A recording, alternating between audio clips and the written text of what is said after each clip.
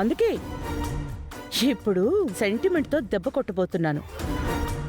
మన చేతులకి మట్ట అంటకుండా చేయబోతున్నాను. నేనేం చేస్తానో నువ్వు జస్ట్ చూస్తూ ఉండు.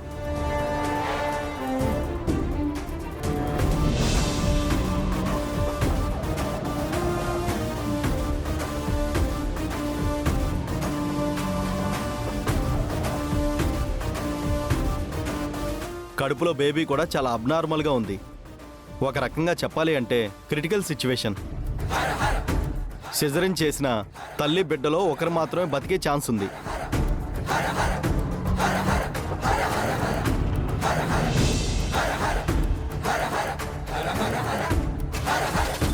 ఏమైందన్నా? ఏమో తెలియట్లేదమ్మా, స్టార్ట్ అవడం లేదు. ఒక్క నిమిషం ఉండండి, చూస్తాను. ఆయన హాస్పిటల్ నుంచి ఇంటికి రాకముందే, అలాగే అందరూ ఇంటికి రాకముందే నేను గుడి నుంచి ఇంటికి వెళ్ళిపోవాలి.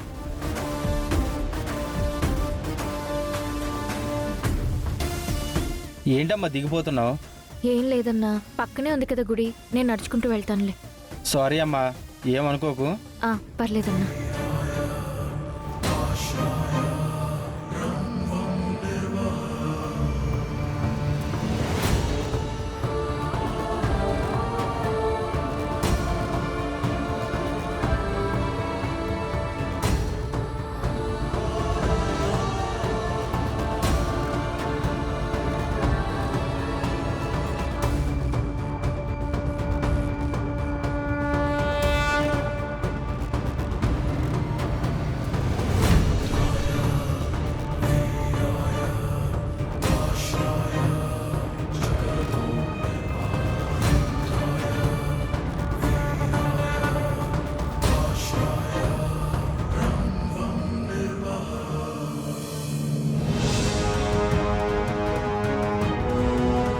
అత్తయ్య, నేను గుడికి వెళ్ళొస్తాను.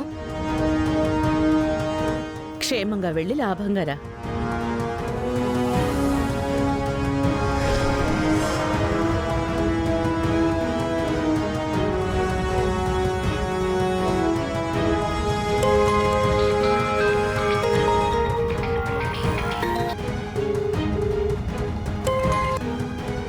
చెప్పండి మేడం.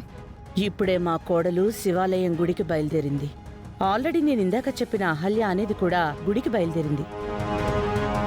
మీరేం చేస్తారంటే గుడి దగ్గరికి రాగానే ఆ అహల్య చూస్తూ ఉండగా మీరు మా కోడలు శ్రావ్యని కిడ్నాప్ చేసి వ్యాన్లో దూరంగా తీసుకుపోండి.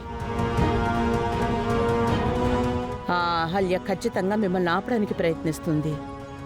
అది ఎంత దూరం పరిగెత్తగలిగితే అంత దూరం పరిగెత్తనివ్వండి. అదే టైంలో వ్యాన్లో శ్రావ్యని రక్తం వచ్చేలా కొట్టండి. ఎక్కడే ఒక చోట శ్రావ్యని వ్యాన్లో నుంచి బయటికి తోసేయండి. అలాగే మేడం. జాగ్రత్త, ప్లాన్ మిస్ అవ్వకూడదు. అహల్యని వీలైనంత దూరం పరిగెత్తించాలి. అలాగే శ్రావ్యని రక్తం వచ్చేలా కొట్టాలి. ఇదంతా కూడా అహల్యకి తెలిసేలా చేయాలి. మేము చూసుకుంటాం మేడం. పని అయ్యాక ఫోన్ చేస్తాం మేడం. రైట్, పదరా.